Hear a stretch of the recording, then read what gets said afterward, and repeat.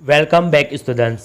આજે આપણે ધોરણ 7 વિષય ગણિત જ્ઞાન સેતુમાં પ્રકરણ નંબર 12 ભાગ 2 જોઈશું। જો વિદ્યાર્થી મિત્રો હજુ સુધી મારી ચેનલ તેજીબ એજ્યુકેશન સબસ્ક્રાઈબ ના કરી હોય તો કરી લેજો। બાજુમાં આવેલા બેલ આઇકનને દબાવી દેજો જેથી આવનારા વિડીયોનું નોટિફિકેશન તમને મળે।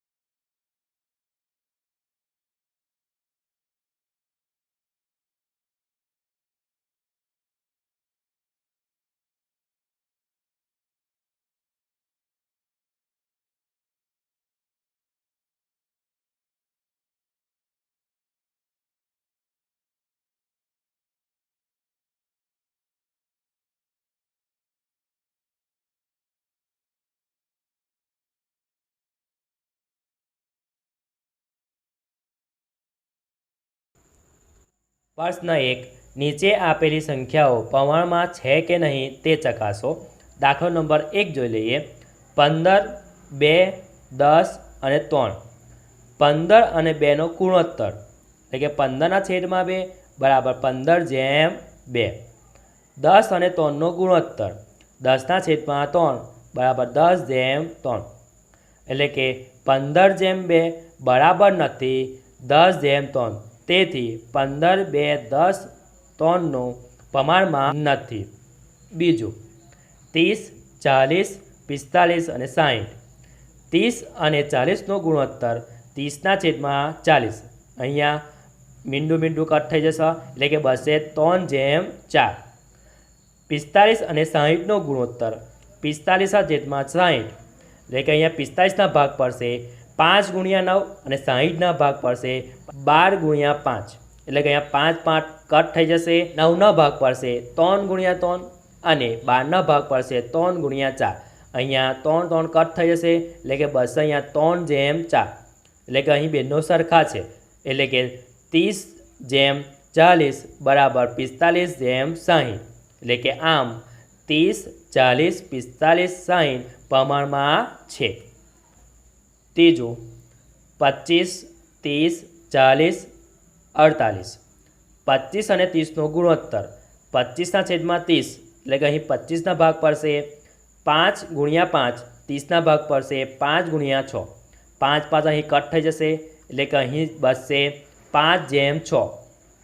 હવે 45 અને 60 નો ગુણોત્તર 45 છેદમાં 60 અહીંયા 45 ભાગ પડશે 3 × 5 60 ભાગ પડશે 12 × 5 5 5 અહીં કટ થઈ જશે એટલે કે અહીંયા 9 ફરી વખત ભાગ પડશે 3 × 3 અને 12 ભાગ પડશે 3 × 4 3 3 કટ થતા એટલે કે અહીંયા બચશે 3/4 એટલે કે બેનો કેવા છે સરખા નથી એટલે કે 30, 40, 45, 60 પ્રમાણમાં નથી।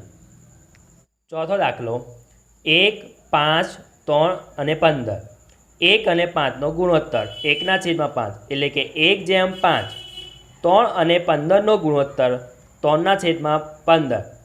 3 × 3 15 ભાગ પડતા 3 × 5 અહીંયા 3 3 કટ થતા એટલે કે અહીં બચશે 1/5 બેનો સરખા થઈ જતા એટલે કે 1, 5, 3 અને 15 પ્રમાણમાં છે।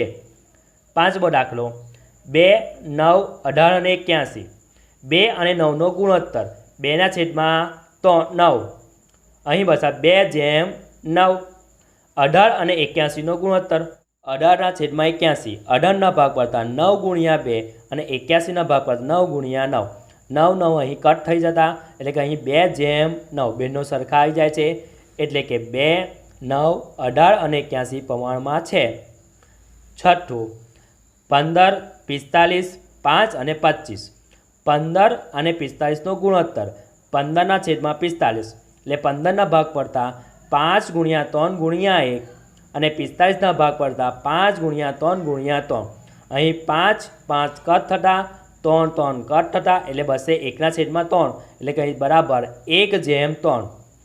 5 અને 15નો ગુણોત્તર 5/25 એટલે 5 ભાગ 5 ગુણ્યા 1 અને 25 ભાગ પડતા 5 ગુણ્યા 5 એટલે 5 5 કટ થતા એટલે અહીં બસે 1/5 એટલે બેનો સરખા નથી એટલે કે 15 45 5 અને 25 પ્રમાણમાં નથી।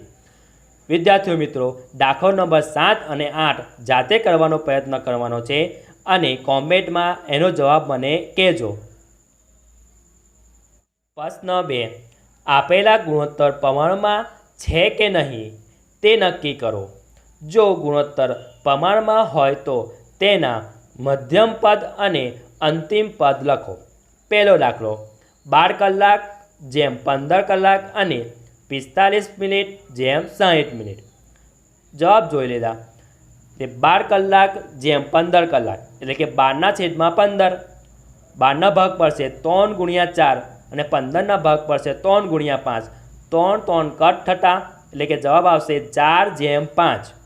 45 મીટર જેમ 60 મીટર 45/60 45ના ભાગ પડતા 9 ગુણ્યા 5 અને 60ના ભાગ પડતા 12 ગુણ્યા 5 5 5 કટ થતા ફરી વખત 9ના ભાગ પડશે 3 ગુણ્યા 3 અને 12ના ભાગ પડશે 3 ગુણ્યા 4 એટલે કે 3 3 કટ થતા જવાબ મળશે 3/4 એટલે બેનો સરખા નથી અને કે પ્રમાણમાં નથી। બીજો દાખલો 12 સેકન્ડ જેમ 6 સેકન્ડ અને 32 મીટર જેમ 64 મીટર। જવાબ 12 સેકન્ડ જેમ 6 સેકન્ડનો ગુણોત્તર 12/6 એટલે કે 12ના ભાગ પડશે 6 ગુણ્યા 2 અને 6ના ભાગ પડે 6 એકા 6 6 6 કટ થતા એટલે કે 2/1 એટલે અહીં જવાબ મળશે 2/1। 32 મીટર જેમ 64 મીટરનો ગુણોત્તર 32/64 32નો ભાગ પડતા 32 ગુણ્યા 1 અને 64ના ભાગ પડતા 32 ગુણ્યા 2 એટલે 1/2 એટલે અહીં જવાબ મળશે 1/2 એટલે બેનો સરખા નથી એટલે કે પ્રમાણમાં નથી। ત્રીજો દાખલો ₹44 જેમ ₹20 અને 99 કિલોગ્રામ જેમ 45 કિલોગ્રામ એટલે કે ₹44 અને ₹20નો ગુણોત્તર 44/20। અહીં 44ના ભાગ પડશે 22 ગુણ્યા 2 20ના ભાગ પડશે 10 ગુણ્યા 2 2 2 કટ થતા એટલે કે ફરી વખત 22ના ભાગ પડશે 11 ગુણ્યા 2 અને 10ના ભાગ પડશે 2 ગુણ્યા 5 એટલે 2 2 કટ થતા અને 11/5 એટલે કે અહીં મળશે 11/5। 99 કિલોગ્રામ અને 45 કિલોગ્રામનો ગુણોત્તર 99/45 99ના ભાગ પડશે 11 ગુણ્યા 9 અને 45ના ભાગ પડશે 5 ગુણ્યા 9 અહીં 9 9 કટ થતા એટલે કે અહીં મળશે 11/5 એટલે કે અહીં આ પ્રમાણમાં છે। કેમ પ્રમાણમાં છે બેનો કેવા આવે છે સરખા। ચોથો દાખલો 5 કિલોગ્રામ જેમ 10 કિલોગ્રામ અને 7.5 લીટર જેમ 15 લીટર। જવાબ જોઈ લઈએ 5 કિલોગ્રામ અને 10 કિલોગ્રામનો ગુણોત્તર 5/10 એટલે 5ના ભાગ પડશે 5 ગુણ્યા 1 અને 10ના ભાગ પડશે 5 ગુણ્યા 2 5 5 કટ થતા એટલે કે 1/2 બરાબર 1/2। 7.5 લીટર અને 15 લીટરનો ગુણોત્તર 7.5/15 બરાબર અહીંયા પોઈન્ટ દૂર કરતા 75/10 15 એવા ને એવા એટલે કે 75ના ભાગ પડતા 15 ગુણ્યા 5 ગુણ્યા 1 અને 15ના ભાગ પડતા એવા ને એવા 15 10ના ભાગ પડતા 5 ગુણ્યા 2 15 15 કટ થતા 5 5 કટ થતા એટલે કે 1/2 એટલે કે 1/2 બેનો કેવા આવે છે સરખા એટલે કે પ્રમાણમાં છે। પાંચમો દાખલો 15 સેન્ટીમીટર જેમ 75 સેન્ટીમીટર અને 4 વ્યક્તિ જેમ 20 વ્યક્તિ। બાળ દોસ્તો આ દાખલો પાંચમો દાખલો તમારે જાતે કરવાનો છે અને કોમેન્ટમાં એનો જવાબ પ્રમાણમાં છે કે નહીં એ મને જણાવશો।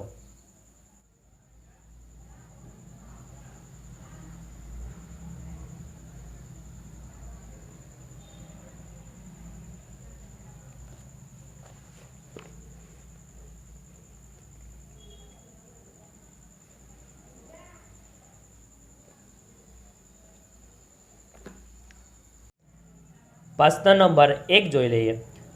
સીતાએ 3 નોટબુક ₹24માં ખરીદે છે તો 10 નોટબુક ખરીદવા કેટલી કિંમત ચૂકવવી પડે? જવાબ જોઈ લે કે નોટબુક એટલે કે 3 નોટબુક ખરીદવા માટે 24 રૂપિયા ચૂકે છે, તો એક નોટબુક ખરીદવા માટે કેટલા? અહીંયા ચોકડી ગુણાકાર કરવાનો, 1 ગુણ્યા 24 છેદમાં 3. અહીંયા 24ના ભાગ પડશે, 8 ગુણ્યા 3 છેદમાં 3 બેઠા રહેશે, 3 અહીં કટ થઈ જશે, એટલે કે બરાબર આવશે 8 રૂપિયા થાય. તો 10 નોટબુક ખરીદવા માટે 8 ગુણ્યા 10 એટલે કે 80 રૂપિયા થાય. બીજો દાખલો, એક સ્કૂટર દ્વારા 2 લીટર પેટ્રોલમાં 80 કિલોમીટર અંતર કાપી શકાય, તો 320 કિલોમીટર અંતર કાપવા માટે કેટલું પેટ્રોલ જોઈએ? જવાબ, 2 લીટર પેટ્રોલમાં 80 કિલોમીટર અંતર કાપે છે, જ્યારે 1 લીટર પેટ્રોલમાં કેટલું? ચોકડી ગુણાકાર કરતાં 1 ગુણ્યા 80 છેદમાં 2, 80ના ભાગ પડતા 40 ગુણ્યા 2, 2 અહીં કટ થઈ જતા, એટલે જવાબ આવશે 40 કિલોમીટર. એટલે 40 કિલોમીટર અંતરે 1 લીટર પેટ્રોલ જરૂર પડે, એટલે કે 320 કિલોમીટરે કેટલું? ચોકડી ગુણાકાર કરતાં 320 ગુણ્યા 1 છેદમાં 40, એટલે કે મીંડું અહીં કટ થઈ જશે, એટલે કે 32ના ભાગ પડશે 4 ગુણ્યા 8, 4 અહીં કટ થઈ જશે, કે જવાબ આવશે 8 લીટર. માટે 320 કિલોમીટર અંતર કાપવા માટે 8 લીટર પેટ્રોલ જોઈએ. ત્રીજો પ્રશ્ન, એક ટ્રક 3 કલાકમાં 150 કિલોમીટર અંતર કાપે છે, તો 900 કિલોમીટર અંતર કાપવા માટે ટ્રકને કેટલો સમય લાગે? જવાબ જોઈ લો કે 3 કલાકે 150 કિલોમીટર અંતર કાપે છે, જ્યારે 1 કલાકે કેટલું? 1 ગુણ્યા 150 છેદમાં 3, 150ના ભાગ પડતા 50 ગુણ્યા 3 છેદમાં 3 છે, એટલે 3 અહીં કટ થઈ જશે, એટલે જવાબ આવશે 50 કિલોમીટર. માટે 900 કિલોમીટર અંતર કાપવા માટે લાગતો સમય 900ના છેદમાં 50, એટલે કે મીંડું અહીંયા કટ થઈ જશે, એટલે કે 90ના ભાગ પડશે 18 ગુણ્યા 5 અને 5 ગુણ્યા 1, અહીંયા 5 5 કટ થઈ જતા, એટલે કે જવાબ આવશે 18 કલાક. ચોથો દાખલો, શરબતની 6 બોટલની કિંમત રૂપિયા 210 છે, તો 20 બોટલની કિંમત કેટલી થાય? જવાબ, 6 બોટલની કિંમત 210 રૂપિયા છે, જ્યારે 1 બોટલની કિંમત કેટલી? ચોકડી ગુણાકાર કરતાં 1 ગુણ્યા 210 છેદમાં 6.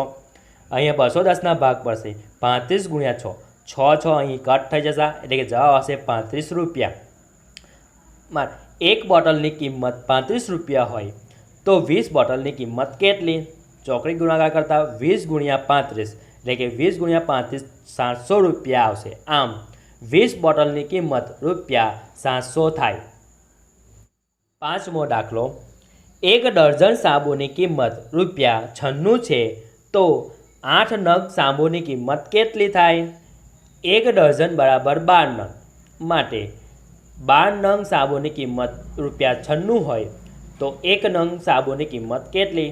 ચોકડી ગુણાકાર કરતાં, એટલે કે 1 ગુણ્યા 96 છેદમાં 12, 96ના ભાગ પડતા 12 ગુણ્યા 8 છેદમાં 12 છે, એટલે 12 અહીં કટ થઈ જશે, એટલે કે જવાબ આવશે 8. માટે 1 નંગ સાબુની કિંમત 8 રૂપિયા હોય, તો 8 નંગ સાબુની કિંમત કેટલી? ચોકડી ગુણાકાર કરતાં 8 ગુણ્યા 8 એટલે કે રૂપિયા 64, માટે 8 નંગ સાબુની કિંમત રૂપિયા 64 થાય. છઠ્ઠો દાખલો, એક કોરી પતંગની કિંમત રૂપિયા 50 છે, તો 55 નંગ પતંગની કેટલી કિંમત થાય? એક કોરી બરાબર 20 નંગ લેવાની, એટલે કે અહીં જવાબ જોઈ લે બાળ મિત્રો, એક કોરી બરાબર 20 નંગ, માટે 20 નંગ પતંગની કિંમત 50 રૂપિયા હોય, તો 1 નંગ પતંગની કિંમત કેટલી? ચોકડી ગુણાકાર કરતાં 1 ગુણ્યા 50 છેદમાં 20, અહીં 0 0 કટ થઈ જતા, એટલે કે જવાબ આવશે 5ના છેદમાં 2. માટે 55 નંગ પતંગની કિંમત 5ના છેદમાં 2 ગુણ્યા 55, એટલે 55 ગુણ્યા 5 એટલે 275 થાય, છેદમાં 2 ભાગાકાર કરતાં તો જવાબ આવશે 137.5 રૂપિયા થાય.